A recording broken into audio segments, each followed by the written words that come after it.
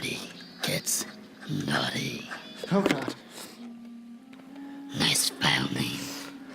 Sounds a little traumatizing. Hey, come back. Don't leave.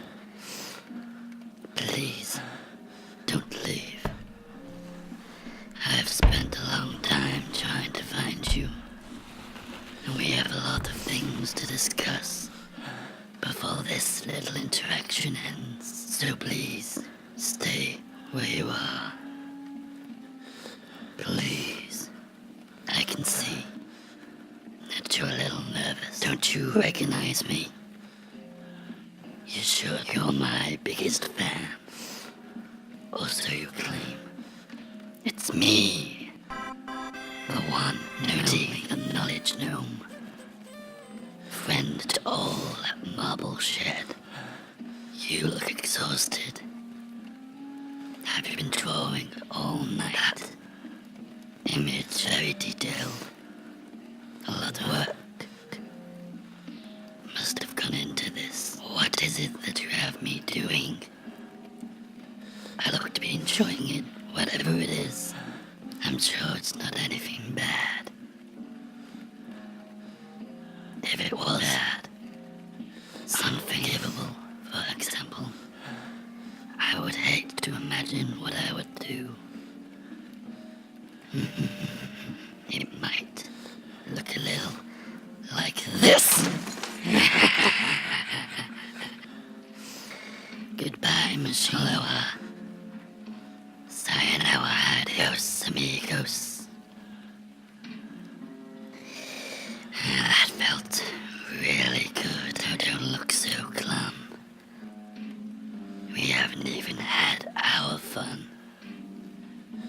You've been very naughty. Username Furbing Phallus 91. Yes, I know who you are. You joined the site, Pens and Pixels, back in 2008, becoming one of the most prolific artists on the site in 2010, and since then has drawn over 3,000 images of the most perverse, destructive, humiliating, and disturbing fan art on the web. You live just outside of Nottinghamshire, England, and were a fan of the children's animated cartoon, The Happy Garden Folk, especially the character of Noti, the knowledge gnome. Well, I hope you've had your fill, because this is the last time you'll be doing much of that now. So make your peace and say goodbye to whatever following you had. There's only one person whose attention you should be chasing, and that's mine. This is just a dream. This is just a dream. This is just a dream. This is... Oh God. This is not a dream. You don't get out of this that easy. Do you know what the definition of a fan is? It's a noun. It is described as a person who has a strong interest in and admiration for a particular person or thing. You've been telling the internet and the world how much of a fan you are of that Happy Garden show. You've told everyone all about the stories, all of the main and side characters, all of the songs and the lore and blah blah blah. And for the most part, that would define a fan. But like I said before, you've been naughty. You've done some things on the side of that fandom. Some terrible, disgusting things to me and to my friends. Are you aware of William Watts Hamilton? No? Well, why would you? He's just the biggest name in animation. Before Browning, or Walt, before Mesmer, or Hertzfeld, there was William Watts Hamilton. Hamilton was a god. He was adored. He created many of the characters that would be ripped off decades later. All of Your Homer Simpsons and your Jake the Dogs all originated from the drawings and animations of Hamilton at his Wisdom Tower studio. People wondered how he did it. Was it hard work? Was it science? Was it magic? Well, you wouldn't believe me unless you saw it in the flesh. But the answer to that question is that it was magic. Occult magic. You see, Hamilton was a member of the Falling Stars cult. A cult that believed in spirits and magic and monsters. He was a powerful warrior in a hidden war, but he had fled that life when he was almost obliterated fighting an interdimensional demon. Having retired from that life, he used his skills to bring joy to the world and to children, and that is what he did. He made a few illustrations, made a comic strip or two, and after seeing a few sketches taped together, move as if they were alive, one of the earliest animations, he was struck with inspiration. He wanted to make that kind of magic, and he had the tools to do so. But he had unknowingly put aside the fact that he was a powerful magic user, and that what he did wouldn't result in what you or other people would if you picked up a pencil. When he drew and animated, what he made was real, literally. His creations had spirits, had souls, were living, breathing things from other worlds. Every time he created a world, one would appear in the dimensional fabrics. His characters were made into flesh with every pen stroke, conjuring up the powers of the universe, each and every time. No one knew of this, not even Hamilton himself. When he became famous and wealthy for his incredible animations, he set up a school to pass on those skills. He taught your heroes how he did the things he did. To add to what he didn't know, he had accidentally transferred some of his magic to his students as they replicated his techniques. As this spread, this power, as each student learned from their masters, who had learned from the master, more and more creations were being made, more dimensions created and merged, and became known to the creations as the plane of dreams. Eventually, a student of a student of a student drew me in a sketchbook that would eventually be used in a pitch for an animated children's cartoon known as the Happy Garden Folk. And I was born. For many, many years, I lived and adventured and taught children about maths and learning and love and all that bullshit. It was banal, but it was clean. And then something changed.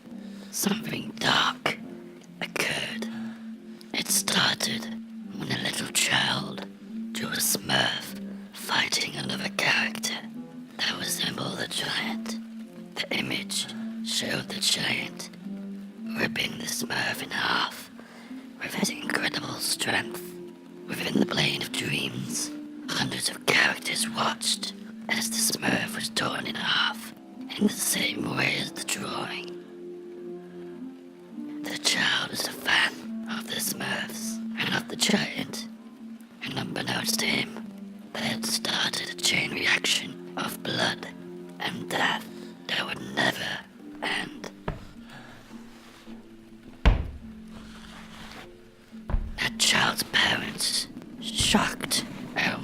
saw went to the media and blamed the programs for the violence. But that wasn't it. No. Nor did it end the child's drawings. All it did was give the idea of death and other things to the children watching the TV as the picture was shown. This snowballed into a craze of children from all over the globe, drawing their favorite character in the darkest, most violent situations as an act of rebellion. And one by one, each drawing turned into a reality, affecting its real-life version. Each stab, each chop, each gun, truck, laser rifle of a wild creature tortured in creation. And with each drawing, they didn't die. They were brought back to life and drawn to do something else. Hamilton cursed the plane within its own inception. The internet was the last straw. Those kids got older and puberty took care of the rest. The ideas grew more perverse than violent, more disturbing than dark. They had us doing the worst kind of things to each other, to themselves, to anything with a pulse or a tentacle. Sights like pen and pixels were a light for the monstrous moths that you were, and eventually, after years of this torture, you came along. I had been lucky. Our show was small, lasting only a few seasons, and was largely forgotten about by the masses. No one was drawing any of our characters yet. But you changed that. You remembered the show. You liked it, loved it even. You called yourself a fan, and then, as if possessed, you started drawing us, drawing me in those positions, in those acts, and I started to feel the effects of the curse for myself, and I remember it all, and I won't ever be able to move on from it. I can't even think about the things that you have made me do, to myself, to others. I knew that I couldn't do this for the rest of eternity. So I went looking.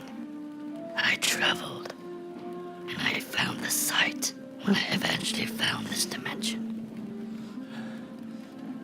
And I discovered your work, recognizing the traumas you created. I saw and remembered the gallery of your work, and I had to find you. I won't tell you how, but obviously I did. That's how I'm here right now, with you. No, don't you dare try to apologize. You knew what you were doing. This wasn't accidental. You didn't know that what you were doing was disgusting and depraved. You are not innocent, and you will not be forgiven, and I will not forget. You are going to be punished for what you did, and I will be punishing you very slowly.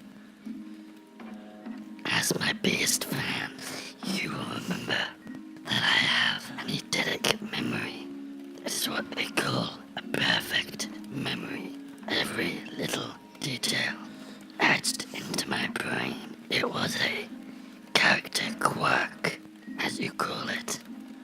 And with this memory, I aim to use it to its full potential. You see, I have a plan for you. I know the perfect punishment. Do you remember my little notebook? Notice notebook. I used it in the show to encourage people to take notes and to draw. And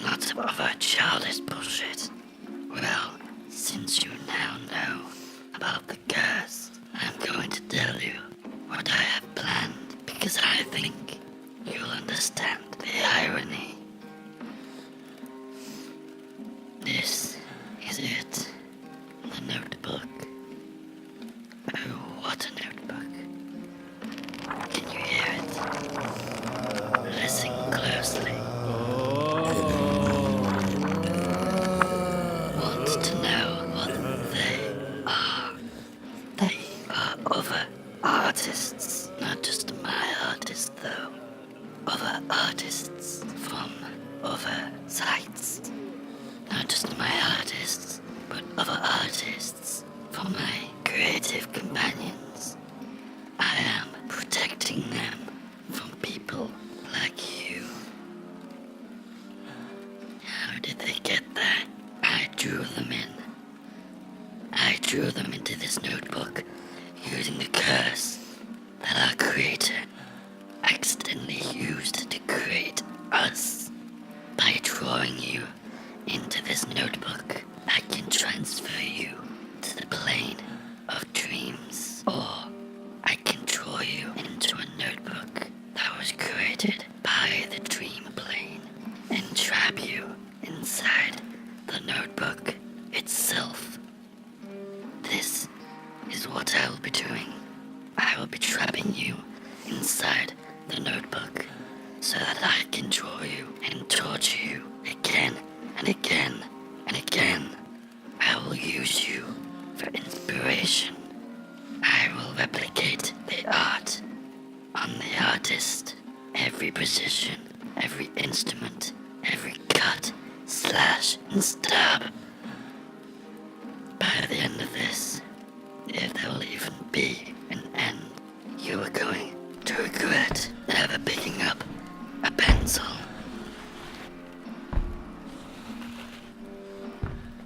See you on the other side, Phallus 91.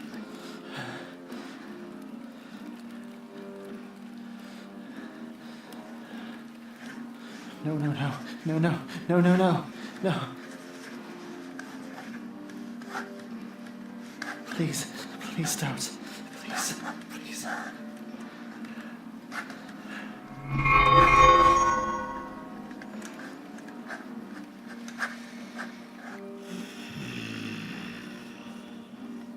Would you look at that?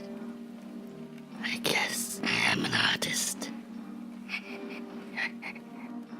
Getting better every time.